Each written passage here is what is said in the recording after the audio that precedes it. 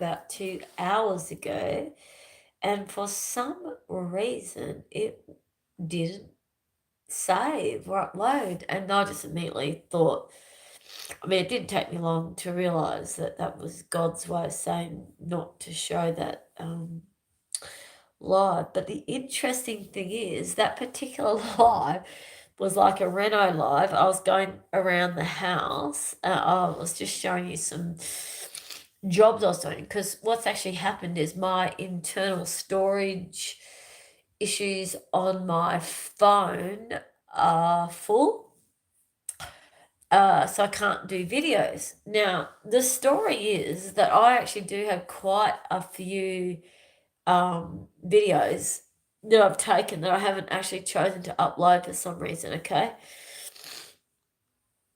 So I actually have taken, over the last few weeks, quite a few videos that I haven't bothered to upload. And they're actually quite good videos. So I'm not sure what's blocking me from posting those videos. And I did a live the other day because I was saying hello, hello, because it's been so long. The main reason why I'm doing this live right now is twin flames in separation. It's a journey. Um, it's a godly divine journey. When you work out that you're a twin flame, a true twin flame, not a soulmate. So I've been learning the difference between soulmate and twin flame. Okay, a soulmate, when they meet, their life is actually beautiful. They come together, and you know when you look at someone and they've got one of the most amazing relationships. Sorry, it's a bit cold where I am. I just came to the bathroom to do something, and I was watching a YouTube video, and it just pushed me to a level of releasing. And so I'm actually currently not actually on the, like, the toilet's shut. I came to the toilet to use the toilet, and then I've stayed in the toilet with the lid shut. I'm not on the toilet, using the toilet. But it's actually cold in here. So I was looking in the mirror, right? I was looking in this mirror while the article was going on, because she was challenging us to do a heap of stuff, right? So I was actually doing that. I was actually challenging myself to deal with some certain issues whilst looking in the mirror, while she was sharing what she was sharing. And it triggered me. It triggered me. And the thing it was about letting go. It's about letting go of your twin flame. Is it the process of letting go of your twin flame? She was actually talking about the process of letting go of your twin flame. You just got to release them. You literally have to release them. Um, how do I explain how painful that is?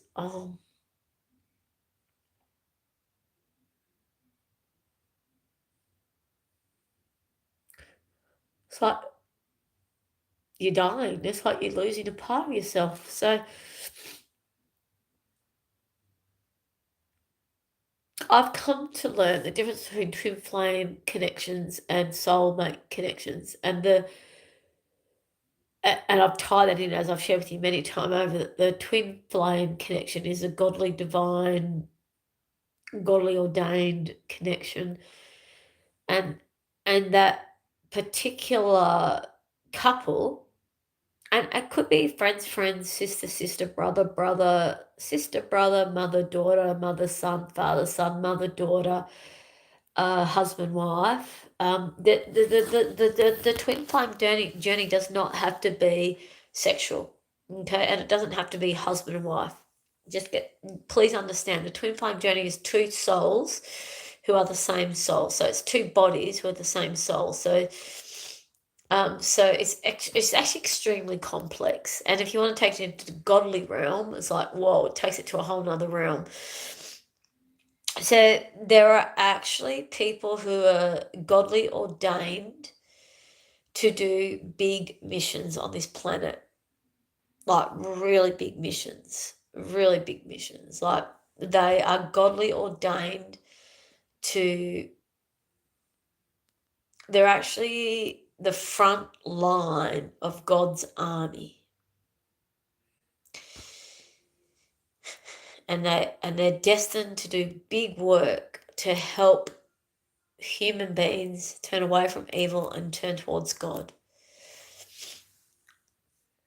And if you look at it on an esoterical sort of level, on a non-biblical level, there's a story that says twin flames. There's 8 different souls, so there's 8 different bodies. The soul got broken up, that Carolyn Mice and all of that, soul contracts and all of that. So there's a soul that broke up into 8 different bodies, and they may or may not meet in one lifetime, and if they do, they may or may not even come together. So it can take many, many lifetimes for all the soul fragments to come together. But when they do come together, then they become a whole soul and a whole being, and wow, they're a powerhouse, right? And then there's all this other ethos and information that basically talks about godly ordained souls and godly ordained partnerships.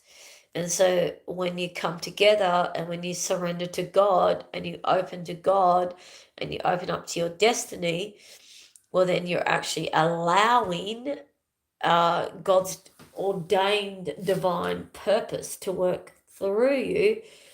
And there are people who are unable to live their true purpose until they actually connect with their twin flame, and that push-pull dynamic actually gets healed. And that push-pull dynamic gets healed via there's this thing, right, where when you meet your twin flame on the 3D level, you get triggered. Like that twin flame feels like home, and it brings up all of your uncomfortable feelings. It triggers you to want to be the best you can be.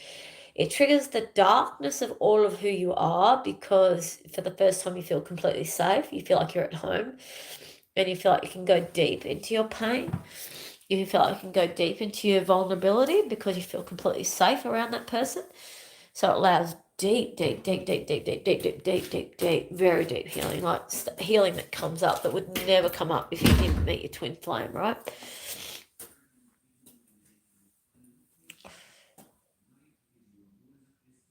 And then the other side of it is, yeah, oh gosh, there's so much. It's such an involved topic. It's so this is why I haven't been sharing on Facebook, on YouTube, because it's actually such a big topic, and I've been learning constantly about it. I have actually been learning so much about this dynamic from all the different viewpoints, and it's crazy because they all connect. They all say the same thing.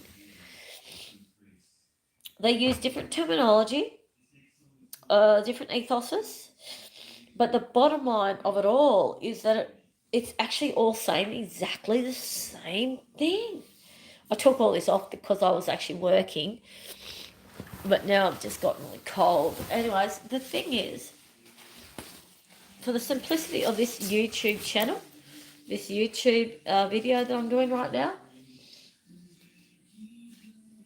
I just want to say that the twin flame journey within the biblical godly viewpoint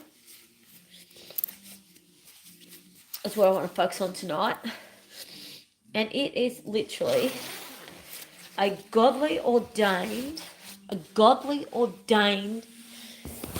connection. Okay? And it is godly ordained for the purpose of healing,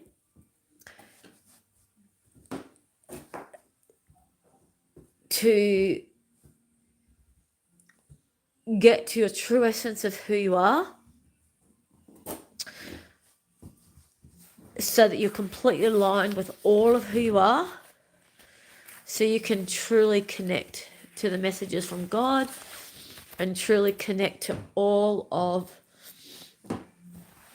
what God divinely created us to be. Now, some of us have different paths than others, and some of us have really big paths. Some of us actually have really big paths, okay?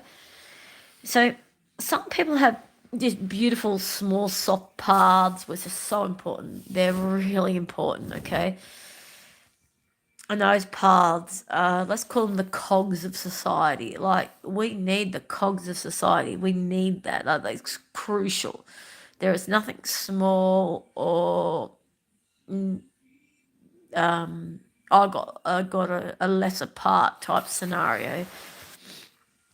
And then there's others who've been called to do really big work. And the big work has been on the front line of God's front army. And generally, to do that, you have to have a very abusive childhood, a very abusive life. You've got to have the most ridiculous amounts of trauma. You need to have to survive. You've got to have survived ridiculous amounts of trauma. And so in that process, that's called the training process, the honing process. And that process actually allows some people free will. We've got free will. So some people go, no, I can't handle this. I'm going to stay small. And they might choose alcohol or an ungodly way of living, or they might choose to become a real full-on narcissist, a real dark narc, like someone who just does lots of evil and lots of maliciousness and lots of yuckiness, because they just think, no, I'm going to turn everything that happened to me and I'm going to do it to others. And then you get other people who go, well, there's got to be more to life than what's just happening now. And they start expanding their mindset and they go bigger and they start thinking bigger and they think outside the box and they keep their kindness and their heart open. And there's all this horrible stuff happening, but they don't lose connection with their love or their heart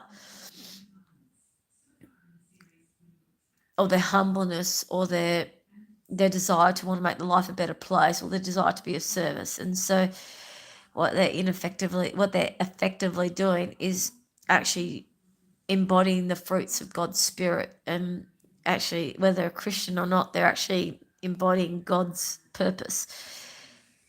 And as life goes on, we keep, there's all these lessons that keep getting thrown at us, and then we can choose to listen to them, learn from them, or fight them and hide from them. So in my situation, I've actually chosen to, I didn't even know what I was doing initially, but I always chose the path of staying in the place of love and kindness and compassion and humility and desiring to be of service to society, desiring to make this life in this world a better place. This looked like on the 3D level that I was being a people pleaser, that I didn't have good boundaries, that I was over compromising, that I was making other people more important than myself, that I was a doormat, blah, blah, blah, blah, blah. And then over the time, I've had to learn how to stand up for myself, how to not let people abuse me, how not to let people get away with treating me terribly, how to build up my self-worth, my self-esteem, and my self-love, and how to still be someone that be of service to humanity and be an angel of earth, an earth angel, an ambassador of God, how to be that and how to stand up and protect my well-being at the same time, because I'm a vessel of God and I need to be respected. So I'm 52 years old and I've learned it about I don't know, 2 months ago. And I'm still learning it. Like, so tonight I've had some hard lessons. It's not like It's not an easy pathway to be an earth angel and to be an ambassador of God and to be of service to God's divine purpose. When we choose to be a child of God and we surrender to God, it does come with suffering. If you go down the devil track, it looks initially like less suffering, obviously, but then obviously the suffering is just horrendous towards the end. But when you choose to accept God's divine purpose,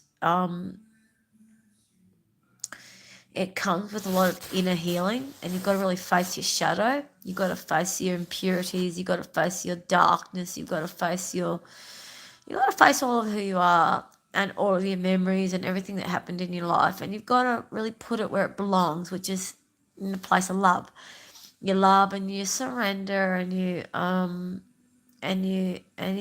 just, you do the positive parenting and we're worthy of love and forgiveness because we're children of God and we're completely forgivable for everything. And so in that, with our twin flame journey, if we've said yes to our twin flame journey, which I did 15 years ago, and it's done nothing but cause me anguish, because my twin flame journey has pushed me, propelled me to go darker and deeper into my being. I would never have gone to this place where I am now if I hadn't have said yes to my twin flame journey all those years ago. If I said no to that person all those years ago, I would have stayed at that level I was all those years ago, and I wouldn't have gone deep into my healing. And my life may have looked better. It may have looked healthier. It may have looked happier. It may have been, there's been many men in my life who could have given me on the 3D level what I needed, like financial security, spiritual security, physical love, healthy, dynamic, healthy, like we're talking about really good, healthy guys, really good, healthy people. We're talking about really good people that could have actually, on a 3D level, made my life look amazing. But I wasn't drawn to saying yes to those people. And then there's one person that I kept who wasn't saying yes to me, but they just had my heart. And God, I didn't even realize it was God at the time, but God was saying, you've got to keep committing to this person. And I remember at the time going, you've got to be kidding me. Like, this person is treating me terribly. He's doing nothing but abusing me and hurting me and putting me down and rejecting me and not even seeing my value. This continued to even after we got married. We got married and he still didn't see my value. He still didn't see my worth. He still didn't commit to me. He still didn't realize just what an amazing gift I am and was, He couldn't see it. It's like, but he said yes to the marriage because his heart said he needed to say yes, because God was propelling him to say yes, because the whole time he's known me, he's been pushed and forced, and just like me, like he wanted a life where he didn't even feel for someone else, not even his own children. He didn't want to actually have feelings for someone else. He wanted to be in a world where he felt disconnected from human beings and he could just focus on his computer games and drinking alcohol every now and again and zoning out. He just didn't want to be connected to humanity. He didn't want to actually be in his feelings at all. He didn't want to be his heart or his feelings. So every time he got closer and closer and closer to opening his heart more and more and more to me, it was terrifying for him, and he kept doing it anyways. And then over the years, this on-off sort of off-on, cold, hot, run, chase dynamic, that was so obvious to everyone who was watching it that we were a couple and deeply in love. But to him, he was fighting it. He was resisting it to the nth degree. And to me, I was going, why am I putting up this guy not committing to me? Why am I putting up this guy just absolutely not respecting me, honouring me? My heart is breaking over this unreciprocated love. It was unreciprocated love is what it was on the outside. But what was actually happening was in his heart, he was fully so in love with me, but fighting it to the nth degree. And I intuitively knew that, and it was just irky. It was so exhausting, and this went on for years. Went on for years, and then eventually we ended up getting married. And I literally thought that everything would become perfect and amazing, and it would just be everything I knew it was just destined to be. And it actually, upon getting married, became the exact opposite.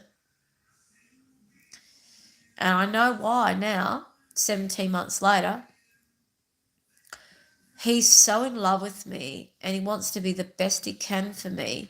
And he feels so incapable of giving me what he needs, what he knows I deserve, and what he wants to give me, that it put him in such a state of terror and fear and inadequacy.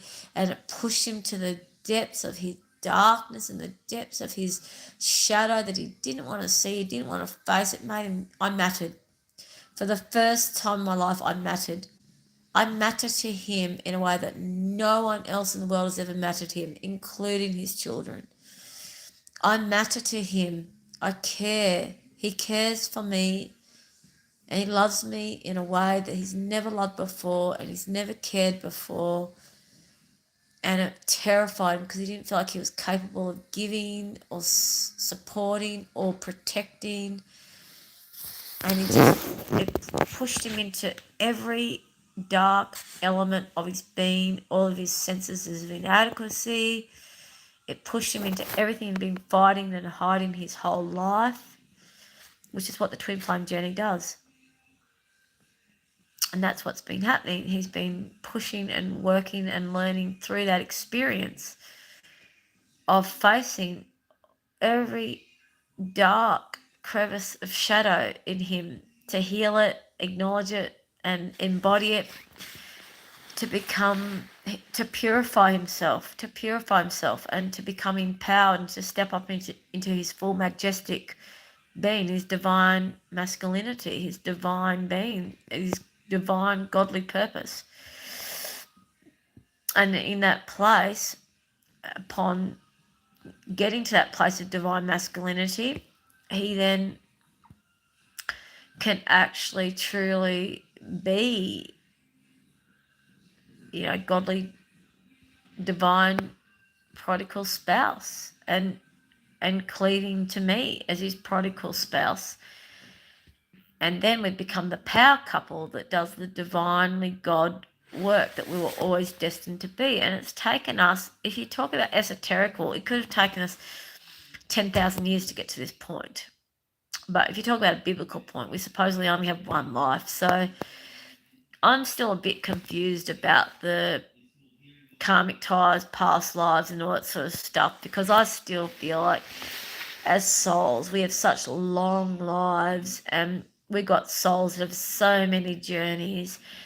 And I don't believe we're just this one vessel, but in the Bible it says that we are, not the Bible, sorry, the Christian community says that we're just this one life. So I'm still yet to consolidate those belief systems within myself. But that aside for the moment, my beloved husband and I are long-term twin flames, long-term souls who have finally met on the same realm and connected and start to do some deep healing.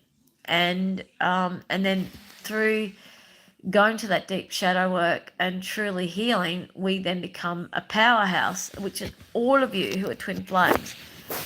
You'll understand this turmoil. So a twin flame journey is never easy. It's always about deep healing.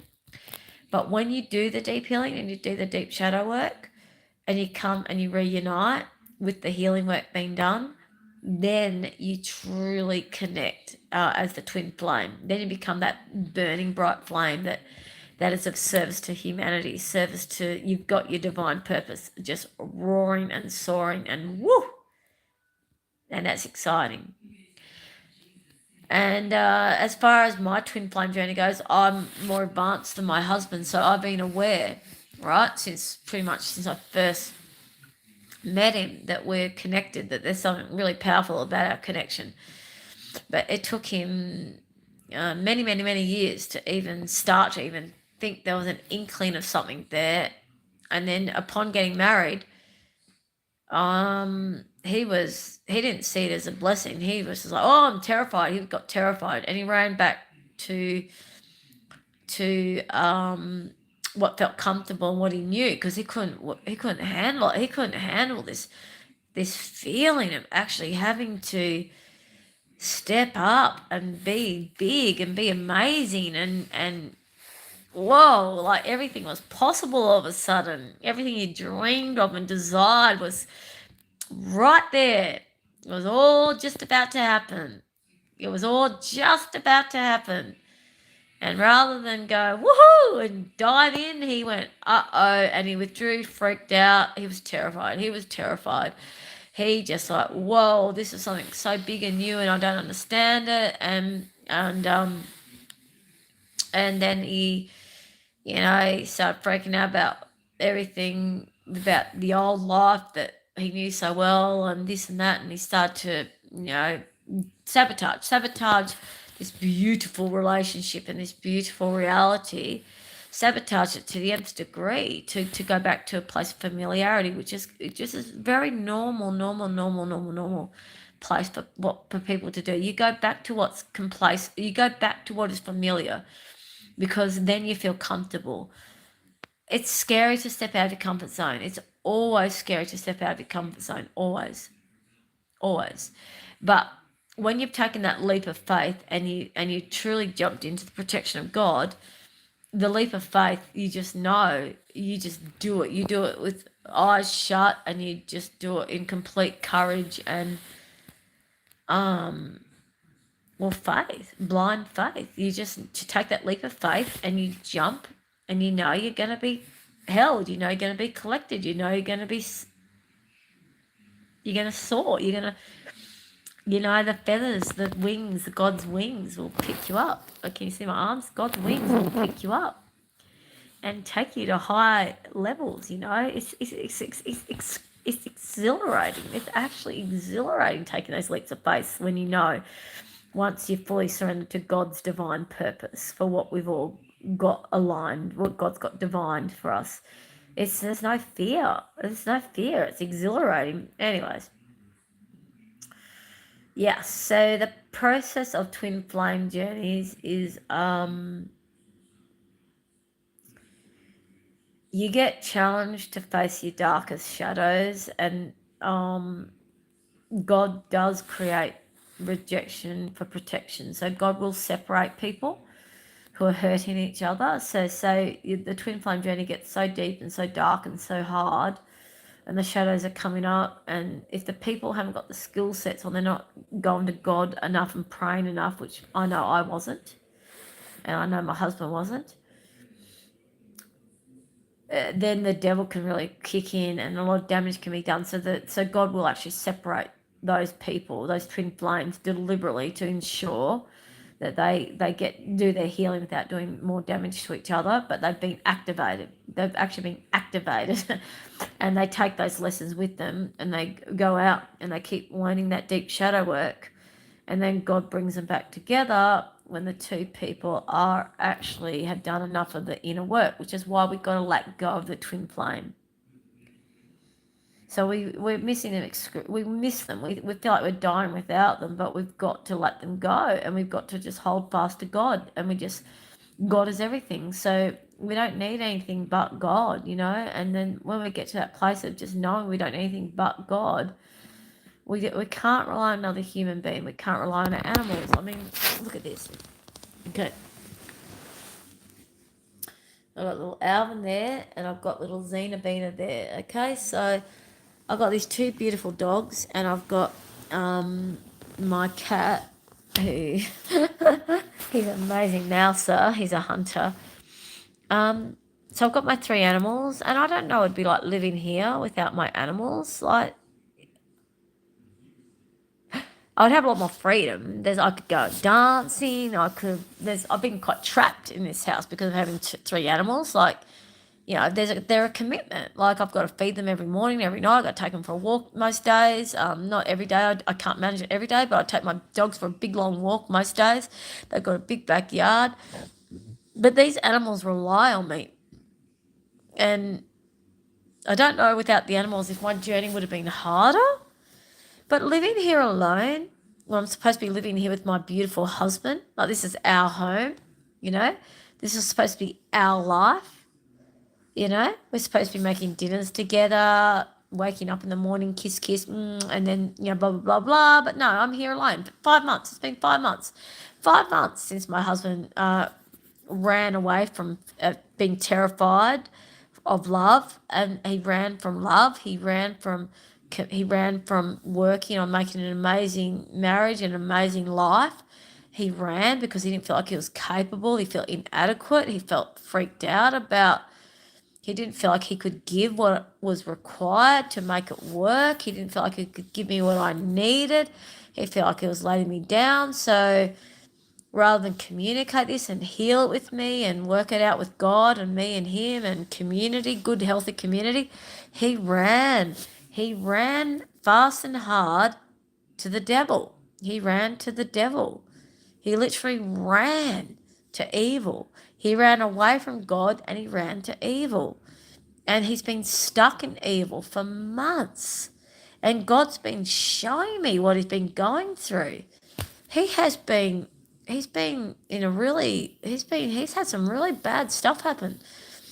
And he's in a very, very dangerous position. He's in a very dangerous position right now. He's got people threatening him, threatening his life, trapping him, deceiving, lying, like everything that he was sort of doing to me on a small scale, he's around that in a big scale because that's all he's ever known. You know, that's why he ran back to it. But it's also why he was being so yucky. There was a lot of not good stuff that happened in the last 17 months because him being terrified of fear. The twin flame journey for him was, oh my gosh, what is going on here? Do I commit? Do I run? Rah, rah. And when he chose not to run, he chose to commit. He wasn't 100% committed. He was still freaking out. He wasn't completely there. He hadn't.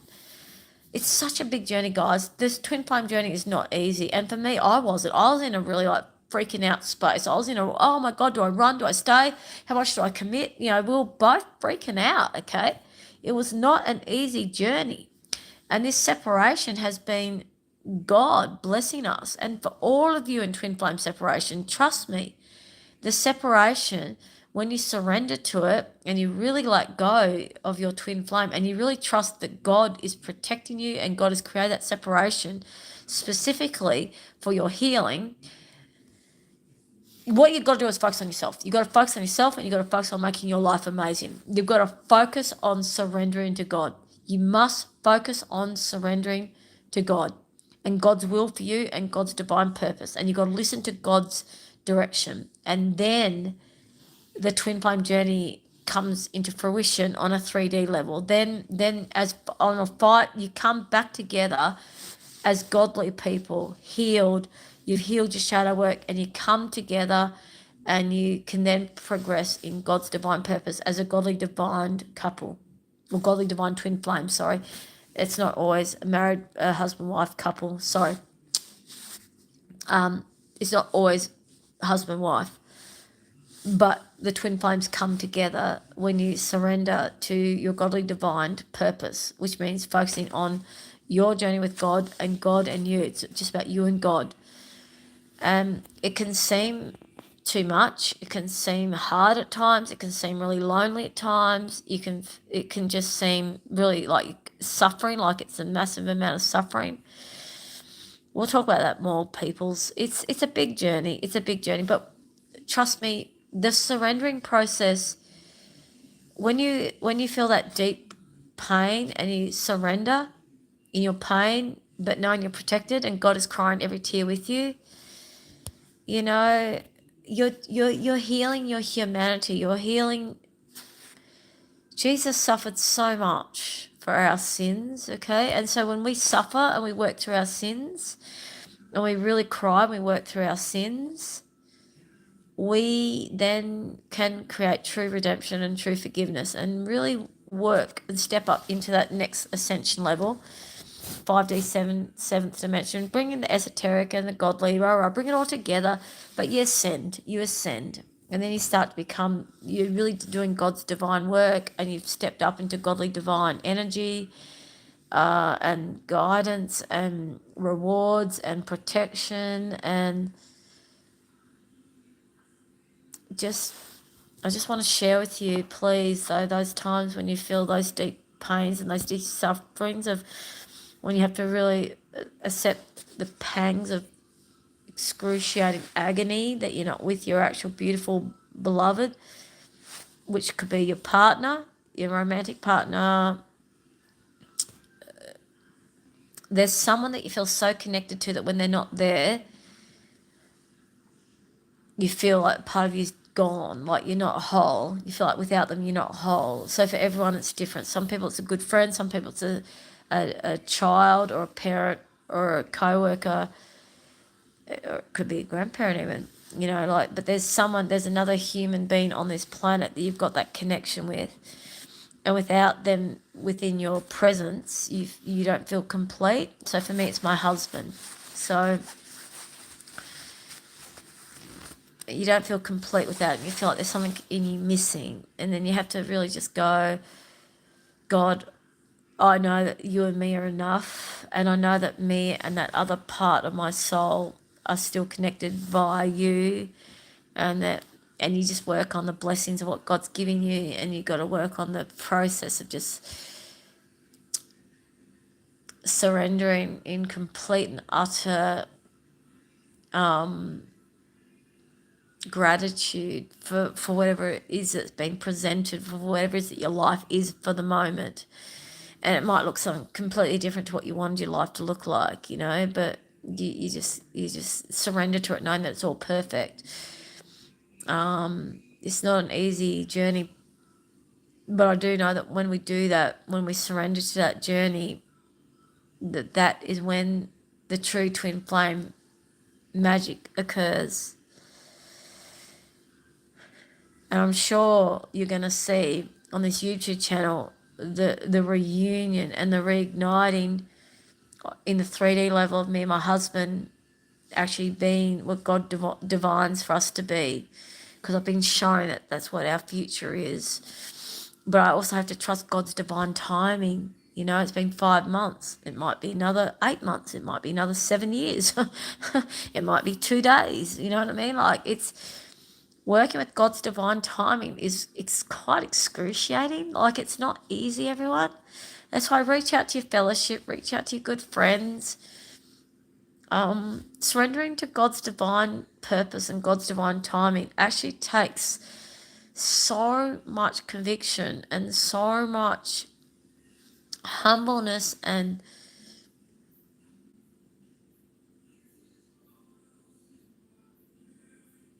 trust. And we are only human, so of course we're going to feel anguish and we're going to feel despair and cry. And you just say, God, thank you for your trust. I thank you for your support and love and kindness and protection. And please take this anguish out of me because I trust your divine timing. And I'm just an infallible human. And right now I'm feeling impatient, or right now I'm feeling this deep sense of loss and this deep sense of this and this and this. And please, can you help me take this out of me? Because I do trust your journey. I do trust I'm your servant, and I love being your servant. Just help me through this human anguish I'm going through right now with feeling impatient with the time that it's taking and this and that. Just be honest. Just be honest with God. God loves it. I'll leave it at that. I hope this helps someone. I'm seriously, this last 2 days for me has been so excruciating. I desperately miss my beautiful husband a lot. Like, some days more so than others. Some days I seem to go through the whole day and I seem to be okay. I just trust that I know he's having a really hard time. He's doing a lot of healing and he's in a very, very not good space. I know that he's Actually, I know now he's actually freed himself from it. God's told me he's freed. He's actually safer now than he's ever been before. But I know for a few months there he was in a very unsafe situation, and he was dealing with a lot of blackmail, manipulation, and horrendous threats, and just really dark, evil, really dark stuff. Like, God showed me what he's been going through, and I just pray fervently for him, because the mantle of prayers of a wife over a husband is so powerful. So I've been praying fervently for his safety and his protection. But I did get the message recently that he's actually alone and safe, and he's gotten himself out of the danger zone, but he's now just in recovery mode, and he just feels so deeply ashamed for everything he's said and done, and he feels so weak and this and that, and he's just got to learn that in God's eyes he's perfect. And to tell you the truth, predominantly in my eyes he's perfect. So it's like, yes, I do have resentment.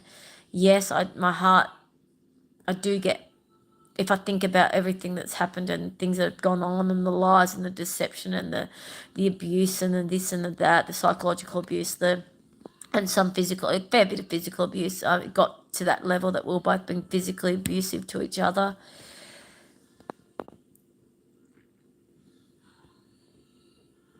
And I predominantly forgive him for most of what he's done, but there's a part of me that has so much anger and resentment and disgust and nausea that he could treat me so terribly. And of course, I have huge sadness and shame and regret for everything that I've done that's created things to go so bad. But I've done a lot of healing around me.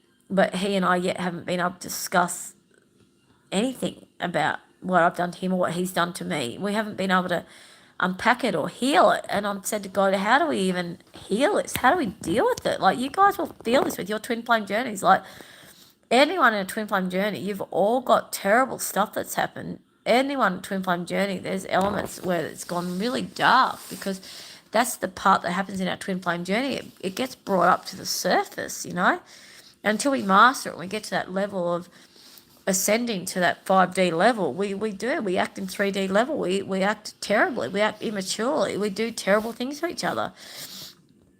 And so there's a lot of stuff to be healed and worked out. And you think, well, how can we heal it? How can we forgive each other? It's really hard to even work out how can we forgive each other's twin flames for the things we've done to each other, right? And God been basically, I've been told, I'll share this with you in the sunny day tomorrow. I've been told to just receive my husband with complete open arms, 100% open arms. Like, God's got my arms. Like, my arms are God's arms and their wings. And I've just got to open my arms and say, welcome home. And then I said to God, okay, so what else after that? I didn't say with that vision. There was more to that vision. But then I said to God just today, yesterday, and the day before, right, I know he's coming home soon, because you've told me he's coming home soon. He's going to be like knocking on the door, and he's going to be absolutely like so ashamed and mortified and livid and not livid, shaking, and just so scared about my response and my reaction, because he knows he's done me wrong. He's treated me despicably and deplorably and just abhorrently, like just atrociously. Like, it's disgusting what he's done, right, in every way this last few months and last 5 months and even before that. But I've been told to forgive him completely. So knock, knock, knock. Can you forgive me? And I'm supposed to just open my arms and say, welcome home. And then I said to God, what else? What happens after that? How do I let the resentment go? How do I let the anger go? How do we unpack everything that's happened in the past and all the horrible things that have happened? And so watch this space, because this YouTube channel of mine is actually, I've been told, is going to go viral, because my husband's and my journey and our twin flame journey and us reconciling is what thousands of you need to actually see and hear. And this YouTube channel will become my husband's and my channel, where we discuss everything he and I went through during separation and during our process of reunion. We've had many reunions. This is just, this one that's pending will be the real ascension one, where it's true blue, where he commits to me in a way he never has before. He'll see me in a way he's never seen me before. He'll value me in a way that he's never valued before. He'll commit in a way he's never been able to commit before. And it's because he's actually finally been able to stand up to these atrocious demonic karmic ties, which are actually his family and some other people he's known for a very long time, that he's had these very unhealthy connections with, and he had to heal those connections to truly, by healing them, it means he has to stand up and understand his value. He had to see his value, and he had to step up in his self-worth, and to get to that place of self-worth and self-love, which is what I've been doing as well for me. I was already at a higher level of self-love and self-worth, but what's happening is when we come together, we'll be at a heightened level of self-love and self-worth. But we only were able to get to that because of releasing each other. And part of that has been what you've been seeing these last few months, my YouTube channel, of me stepping up in my self-worth. So it's the feminine. Now, the feminine in a relationship doesn't have to be the female, but the divine feminine and the divine masculine in everyone. We've got a masculine and feminine in all of us. So in every dynamic, there's a divine feminine and a divine masculine that's got to do the divine feminine always leads, and the divine feminine could be within a man. Okay, so the divine feminine leads the way, and she's got to be the one that actually does the healing. That's why we get so resentful about, why is it always me doing so much healing, putting the olive leaf branch out and doing this and this and this and this as well. It's just the allotment of being the divine feminine. And then when the divine masculine really steps up and really steps into his role as divine feminine, he then becomes protector. Okay?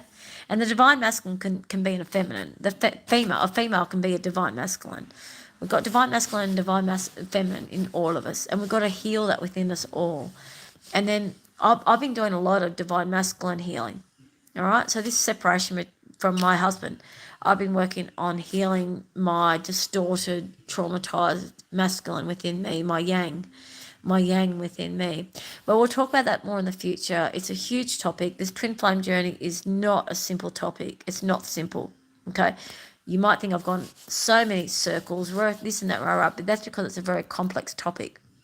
Trust me. It's a complex journey. We don't all have it. You won't all affiliate with the twin flame journey. Those of you who have soulmate journeys, it's a completely different energy. We'll talk about that later. And then there's karmic connections, which is, again, another journey altogether. So we'll talk about that more in the future, because it's really good to know where you're at. Karmic, soulmate, or twin flame. But interactions with human beings is very, very challenging. And bottom line is, pray to God, stay kind, stay in your love, stay in your heart.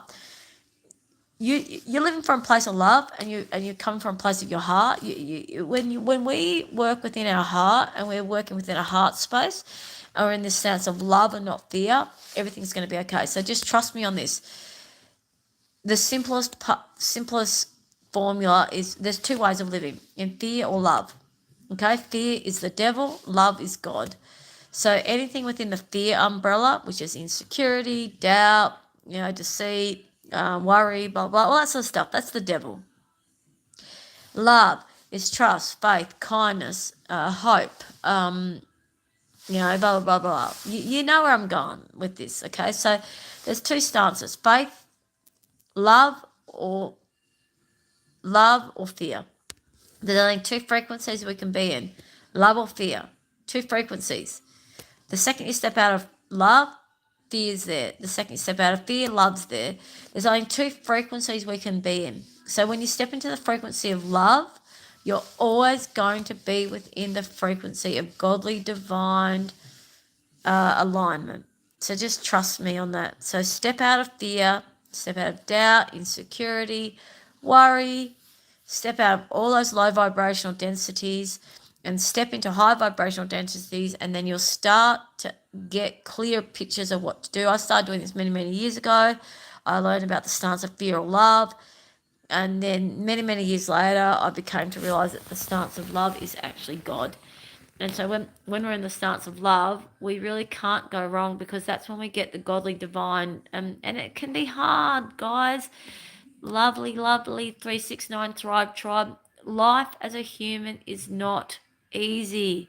Life on planet Earth is not easy. Okay? Jesus suffered incredibly for us, for our sins as humans on planet Earth.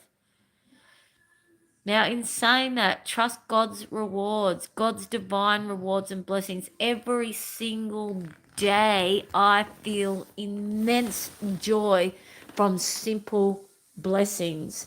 And I also, it doesn't actually happen that often, that much anymore, thank the Lord. There are times when I fall into very deep despondency or very deep sadness, but always feeling protected by God. But that is part of my human healing. That is part of me actually suffering for my journey of being God's ambassador and being, now we don't all have that role of being on the front line of God's army. So you won't all suffer to the same level that I do, but just trust me, suffering and pain and sadness, when you are completely and utterly surrendered to God, every tear you shed, God is shedding that tear with you. Okay, so you're not alone with the sadness, you're not alone with the grief. And every bit of grief work you do helps purify you to step you up to the higher frequency of actually living God's ordained purpose for you. So I'll leave it at that. I hope this YouTube that I felt quite inspired to do, because that lady doing that article about letting our twin flames go. You know, it's hard letting someone go who you love with your heart and soul, because you just literally feel like a part of your heart and soul is gone. You know, you feel like you're half dead. It's a really hard process to go through, but it's that letting go process when it's another physical being. It's actually that process that's imperative in order to focus on us being aligned with God, and it's us and God. And then the third person, our third, we're not all twin flames, so we'll talk about that later. But life is complex. Life is a beautiful journey. Life is a blessing. Two stances, two ways of living: love and fear. Choose love. I love you, 369 Thrive Tribe. Really love you. Keep well. God bless. God bless. All right, see ya. Got to turn this thing off now. Oh, before I go, I'll just show you what I've been doing tonight. I'm very cold. It's a cold night. So I've been sanding this. I've sanded this. I've had to hand sand it with, where'd it go? With sandpaper. Hand sanding. So I'll be able to lacquer this soon. And I've also been peeling I had all this old, I put some paint stripper on there, scraped all that off. You can see all the paint all over the floor. Scrape that off, and I'm get back to put some paint stripper on there. I might not, it's getting a little bit late now. And yeah, I was just listening to this article when all that was happening, and I got really triggered. Yeah, this is the paint stripper here. See, basically, I got really triggered by this article I was listening to, and then I thought, you know what, I might actually do a YouTube on this, because this is heavy stuff, and I don't think I'm the only one that's going through such heavy feelings around releasing the loves of our life. And the loves of our life literally can be a platonic, non-romantic dynamic. You know, the loves of our life, we know when it's the love of our life, because we just think about them. We miss them. We want them with us. It's like we're two peas in a pod, you know. Okay, lots of love. Okay, all right. Good night, 369 Thrive Tribe. Love you. Bye. Up here. The turn off button's on it. Bye. Good night. Love you. So hard to turn this thing off. Okay, good. See ya. Bye.